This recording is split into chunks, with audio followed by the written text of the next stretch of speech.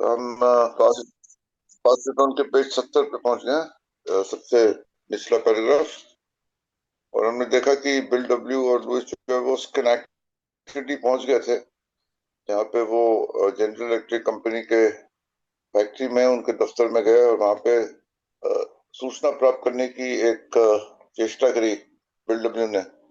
कुछ हद तक वो सफल भी रहे, लेकिन उनको वहाँ काम नहीं मिला। वो वहाँ काम की तलाश भी कर रहे थे कि उनको अगर वहाँ कोई छोटी मोटी भी नौकरी मिल जाती तो एक तो गुजारा चल जाता उनका, और दूसरा काफी और सूचना जो है वो अंदरूनी जो है वो स्रोतों से प्राप्त कर सकते थे, लेकिन ऐसा वो कर ना पाए।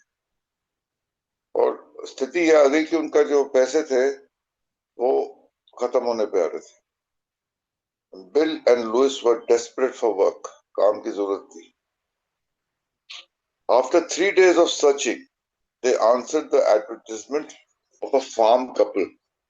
और जो इश्तेहार वहां के लोकल अखबार में आ रहे होंगे, उनका जो है वो खोज करते हुए वो उनको पता चला कि एक फार्म में यानी कि एक खेत में एक दंपति थी जिनको मदद की जरूरत थी। who needed help with the harvest। खेतों में उस समय कटाई का काम जो था, फसल काटने का जो समय होता है, वो आ गया था। और ऐसे में काम काफी खेतों में बढ़ जाता है, और उनको, इस दंपति को जो वृद्ध थे, उनको मदद की जरूरत थी खेतों में काम के लिए। When they arrived at the Goldfoot farm in Scotia, एक गोल्डफुट फार्म है स्कॉटिया में, न्यूयॉर्क के डिस्ट्रिक्ट में, इन अ रेन स्टॉर्म, और बारिश हो रही थी, मौसम खराब था। They realised that the Goldfoots were hardly the picture of prosperity. उन्होंने देखा ये जो दंपति थी और उनका जो एक खेत था, कुल मिला के ज्यादा संपन्न ये लोग नजर नहीं आ रहे। The farm couple for their part looked the Wilsons over and were reluctant to hire them। और उन्होंने जब लुइस और बिल को देखा तो वो उनको काम देने के लिए कुछ ज्यादा वो, उनको कुछ शौक नहीं आ रहा था, कुछ उत्तेजित नहीं थे उस बात को लेके। उनको वो जोड़ी जो थी बिल और लुइस की कुछ समझ में नहीं आई, कुछ पसंद नहीं आई कि वो वाकई में काम कर पाएंगे खेतों पे कि नहीं। But I insisted that I could milk and new farming. लेकिन बिल डब्ल्यू ने जो अपने आप को प्रस्तुत किया और उनको इस बात का आश्वासन दिलाया कि वो खेतों का काम जानते थे। और हमें याद होगा, हमने पढ़ा था कि उनके ग्रैंडफादर ने, ग्रिफिन ने, उनको खेतों का काम सिखाया था। उनको बोला था कि तुम खेतों का काम सीखो, तुम्हारा आगे जाके काम आएगा। तो बिल डब्ल्यू ने उनको आश्वासन दिलाया उस दंपति को कि वो खेतों का काम जानते हैं। आई कुड मिल्क यानी कि दूध निकालना आता है उनको जानवरों से, गाय भैंसों से। और फार्मिंग यानी कि खेती बाड़ी के बारे में भी उनकी एक उनकी जानकारी है। और लुइस ने दावा किया कि शी कुड कुक। और बिल डब्ल्यू कहता विच वॉज अ डैम लाई। घमासान झूठ था ये। उसको कोई खाना बनाने नहीं आता था, लेकिन दावा लुइस ने किया कि वो खाना बना सकती है, क्योंकि वो नौकरी प्राप्त करने के लिए जरूरी था कि वो अपना कोई हुनर जो है वो सामने रखे।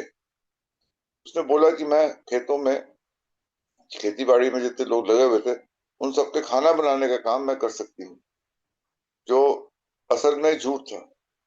Bill record she had a cook book. लेकिन उसके पास एक किताब थी रेसिपी वाली, जो खाना बनाने की, जो जिसमें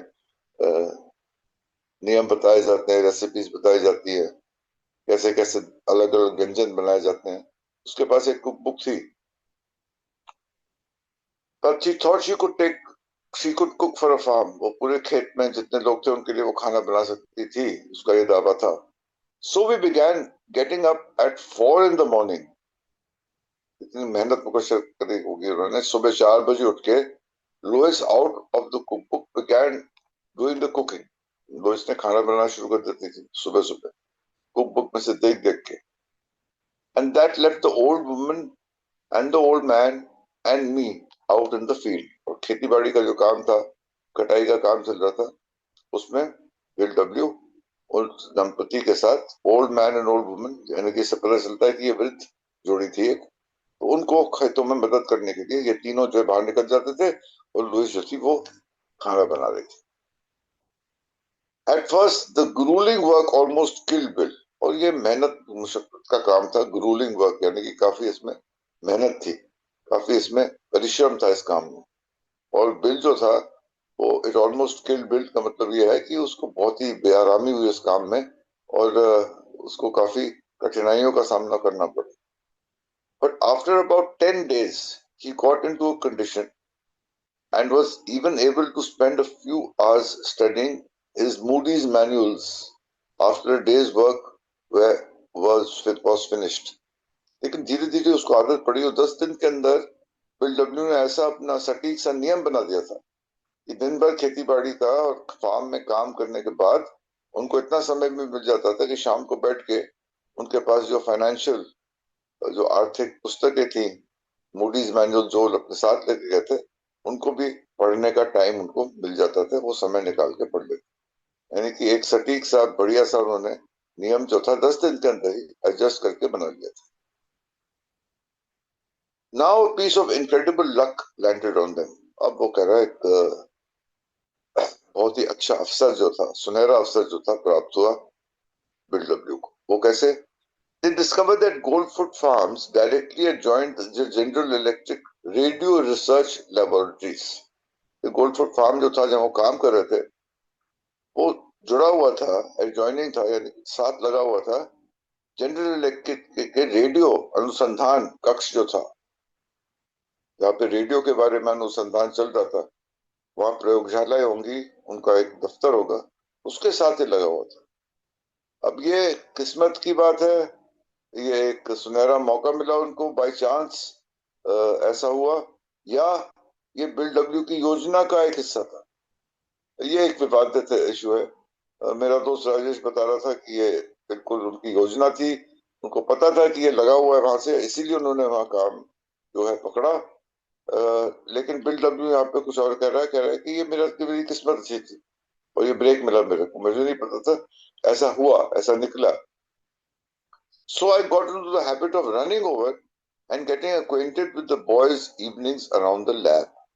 अब इसने क्या किया, शाम के समय जब उस रेडियो अनुसंधान कक्ष के जो कर्मी थे, जो कार्यकर्ता थे वहां के, जब वो बाहर निकलते थे शाम को और सीधे घर नहीं जाते थे, थोड़ा सा घूमते थे, आपस में बात करते थे, बैठते थे, चाय पानी होती होगी, शायद शराब भी चलती हो, तो उनके साथ वो घुल मिल के ना, उनके साथ बात करके और दोस्ती और जान पहचान उन कार्यकर्ताओं के साथ बिल डब्ल्यू ने बढ़ाना शुरू किया शाम के समय। Bill said, and pretty soon I was inside the place. And boy, with what I knew about the radio, I could see plenty.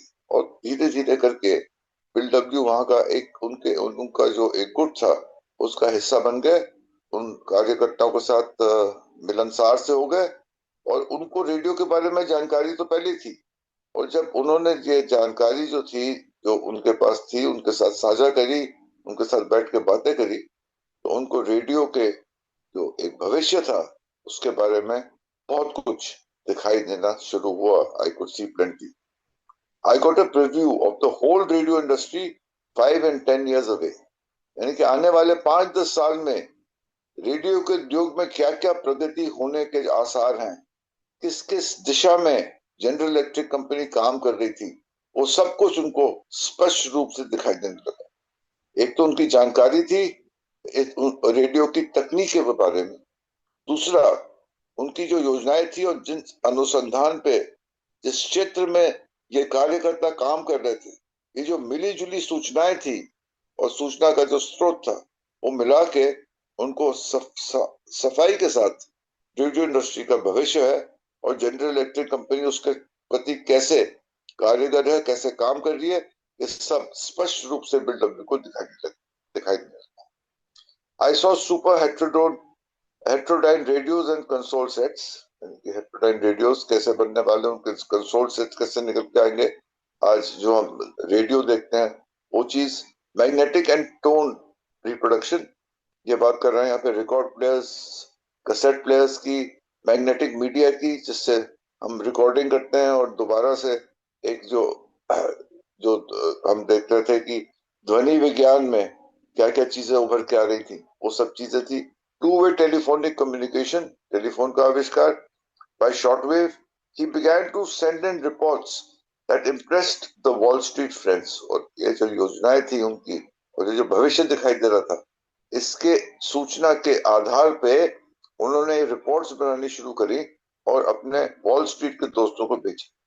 It was just a break and fell right into it, he remembered। कहते ये सुनहरा मौका मुझे मिला और मैं उस time पे सही जगह पे, सही समय पे, सही जगह पे था और मुझे जो मौका मिला मैंने उसका पूरा फायदा उठाया।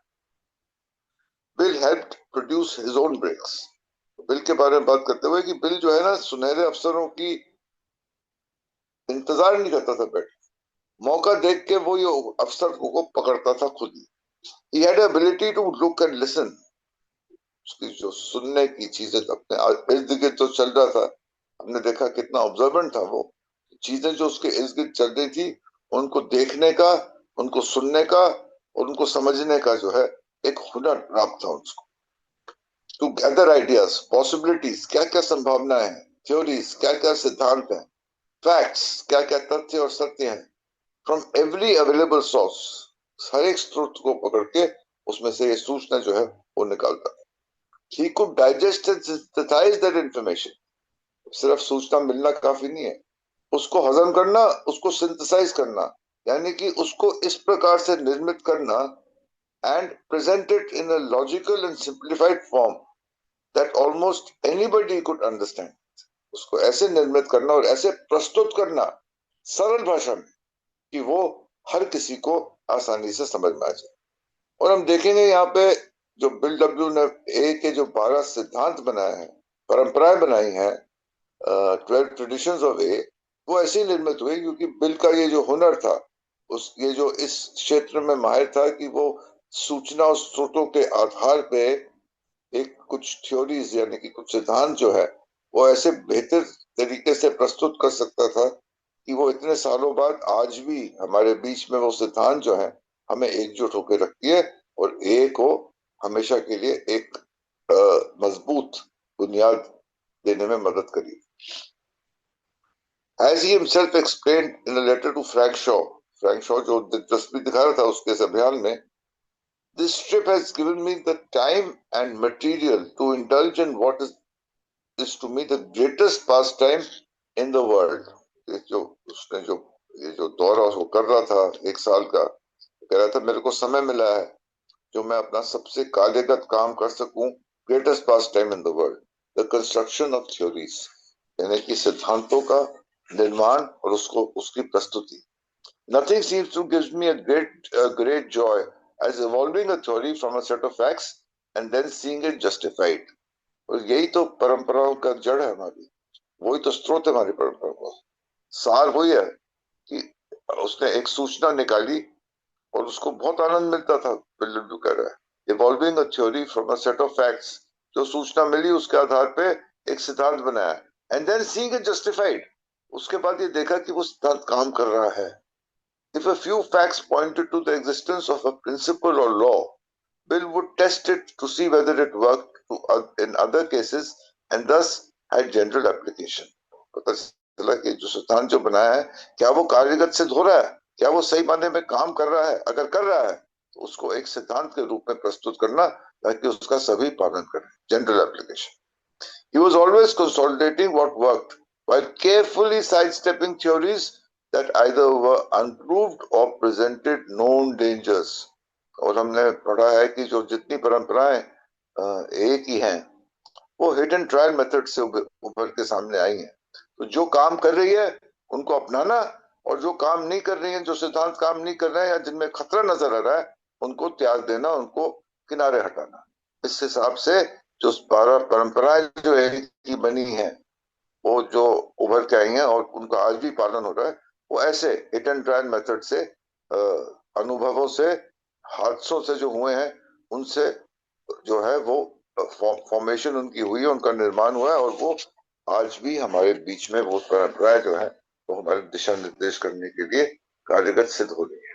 ये बिल डब्ल्यू का हुनर था कि वो सब सूचनाओं को लेके उनको सम्मिलित करके उनको सरल भाषा में प्रस्तुत करने के बाद उनको सिद्धांतों के रूप में एक हमारी जैसी फेलोशिप में उनको जब लागू किया जाता है तो उसमें फेलोशिप के अंदर एक दृढ़ता आती है और फेलोशिप के अंदर एक मजबूती आती है। मेरे ख्याल से मैं वही यही ब्रेक ले लेता हूँ Devashish, we are on the second paragraph now, page 73, and अब वो एक और रेडियो से हटके अब वो एक और अभियान पे जा रहा है जहां पे उसको दिख रहा है कि एक और चीज है जिसकी बहुत ही एक उपयोगिता सिद्ध हो रही है और आने वाले दिनों में उसकी जो मांग है बढ़ने वाली है, इसलिए इस इंडस्ट्री पे भी नजर डालनी जरूरी है, वो है सीमेंट इंडस्ट्री। उसके बारे में हम कल बात करेंगे। I think will take a break over here, it's past 7:20, we are on the second paragraph now, page 73,